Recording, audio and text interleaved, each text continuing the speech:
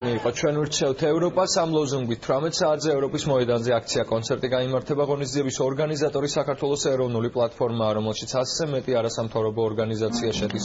აქცია კონცერტის მონაწილეების თქმით ისინი მხარს უჭერენ საქართველოს ევროპულ არჩევანს. ღონისძიებას ხელისუფლებისა და ოპოზიციის წარმომადგენლების დაესწრებიან.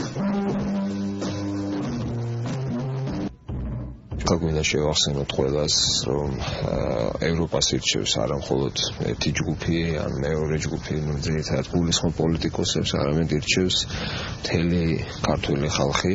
ჩვენ არაფერს ვიგონებთ, ჩვენ უბრალოდ ბრუნდებით და გვინდა დავრუნდეთ ჩვენ სახლში. თქვენ დღეს გექნებათ შესაძლებლობა მოусმინოთ ცოცხალ მუსიკას 13-ზე მეტი შემსრულებლის მონაწილეობით და ასევე დარიგდება საინფორმაციო ბროშურები ევროპის შესახებ, დარიგდება მაისურები და ეს აქცია მიძღვნილია იმისკენ, რომ ჩვენ თავ შევახსენოთ თუ რა არის ევროპას სინამდვილეში.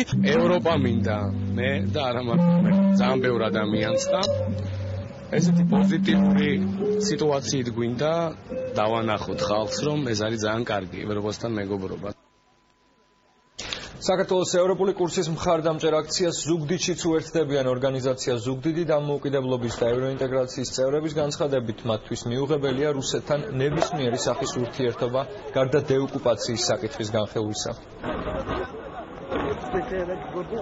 Მანდელი აქციით ჩვენ უერთებით თბილისში დაგეგმილ აქციას, არა კოლაბორაციონის, არა მტერთან ურთიერთობას და აქციით ჩვენ კიდევ ერთხელ ვირჩევთ ევროპას და ვამბობთ, რომ რუსეთთან ურთიერთობა იმ ფონზე, როცა საქართველოს ტერიტორიების 20% არის ოკუპირებული, ეს არის მხოლოდ ფანტაზია. ჩვენთვის მიუღებელია ნებისმიერი რაიმე კავშირის დამყარება ჩვენს მტერთან, რუსეთთან, გარდა დეოკუპაციის საკითხისა, რომელიც უნდა იქნოს მთავარი თემა და არა რაიმე ეკონომიკური კავშირების ან რაიმე ბაზრის გახსნის საკითხი.